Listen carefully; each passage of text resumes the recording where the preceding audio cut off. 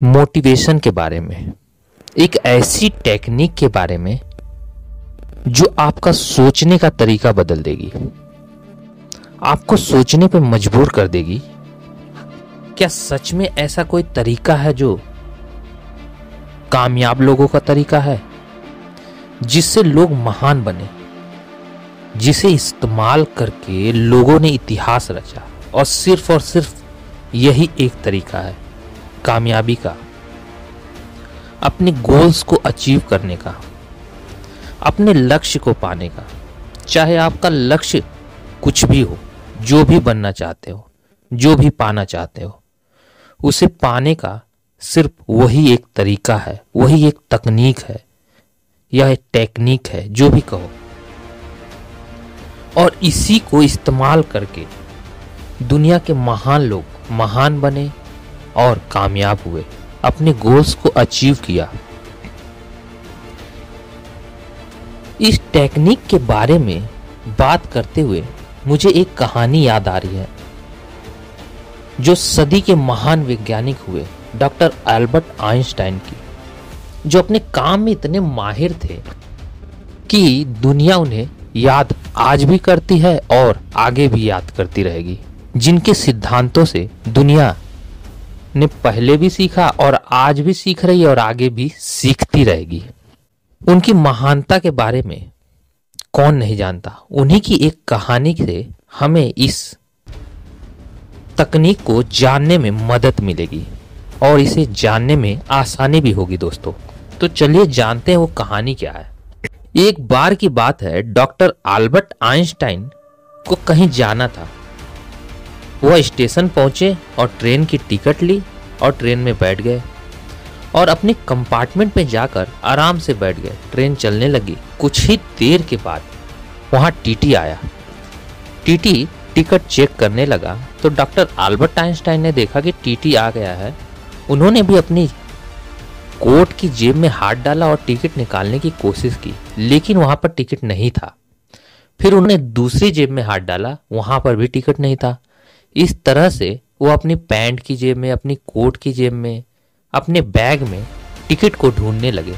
उतने में ही ticket collector, ticket checker वहां पर आ गया। टिकट चेकर एल्बर्ट आइंस्टाइन को देखकर बड़ा खुश हुआ और उनका अभिवादन करते हुए कहता है कि सर, आपसे मिलकर मुझे बड़ी खुशी हुई और कृपया करके आप अपना टिकट रहने दीजिए। मुझे पूरा यकीन है कि आपने टिकट लिया है और आप आराम से यात्रा कीजिए, कोई भी प्रॉब्लम नहीं होगी।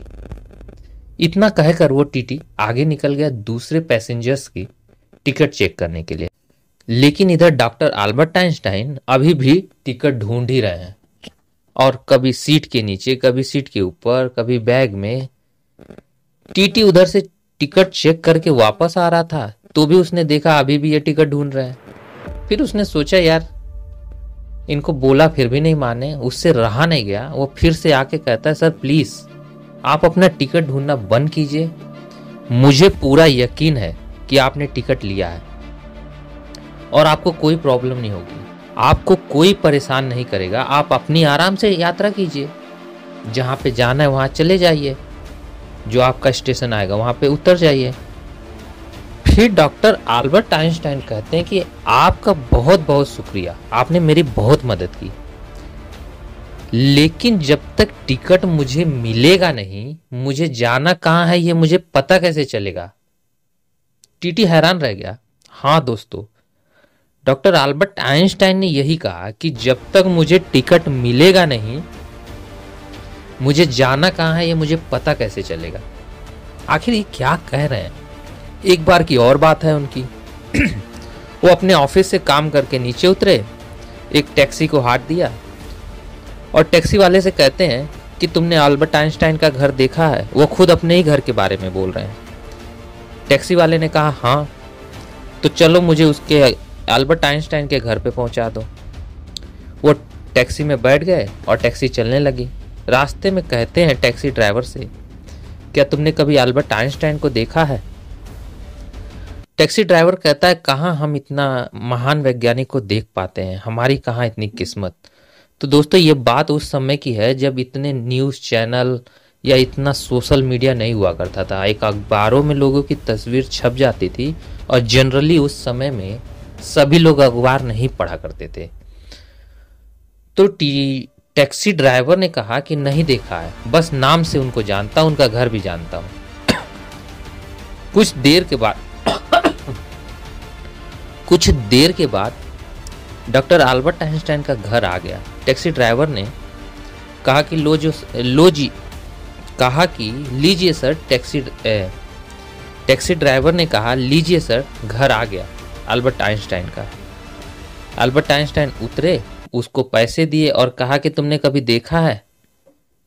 मैं ही अल्बर्ट आइंस्टाइन हूँ, तुमने मेरे घर पे पहुंचा दिया मुझे, बहुत शुक्रिया, मैं अपने घर का एड्रेस भूल गया था।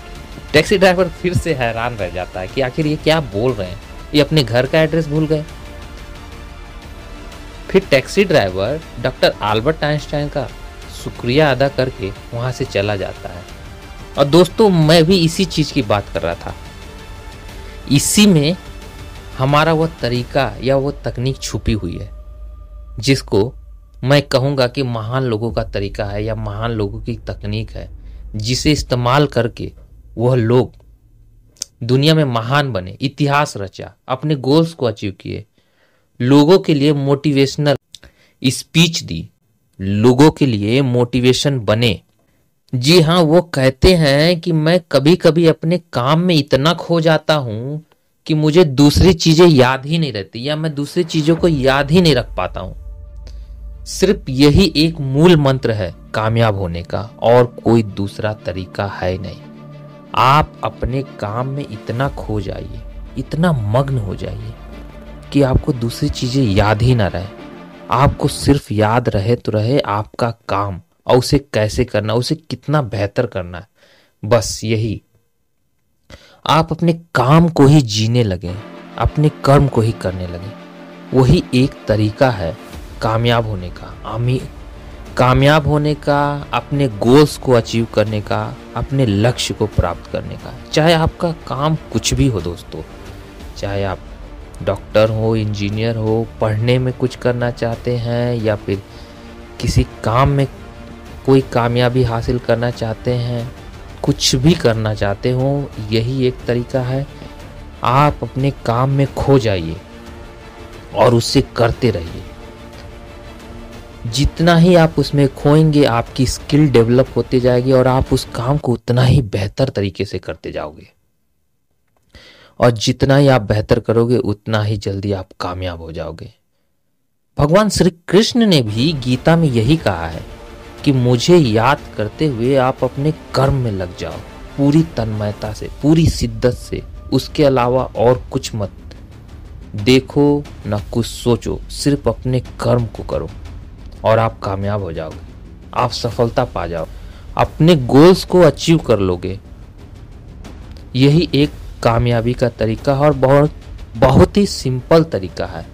ना ज़्यादा कॉम्प्लिकेटेड है, ना ज़्यादा पेचीदा है, सादा और सिंपल तरीका है। क्योंकि साधारण सी दिखने वाली चीज़ें ही महान होती हैं। कभी भी जीवन के महान सूत्र साधारण ही हुआ करते हैं। तो दोस्तों, यह वीडियो कैसी लगी, आपको पसंद आई हो तो लाइक और सब्सक्राइब जरूर कीजिएगा। मिलते हैं अगली वीडियो में, तब तक के लिए धन्यवाद।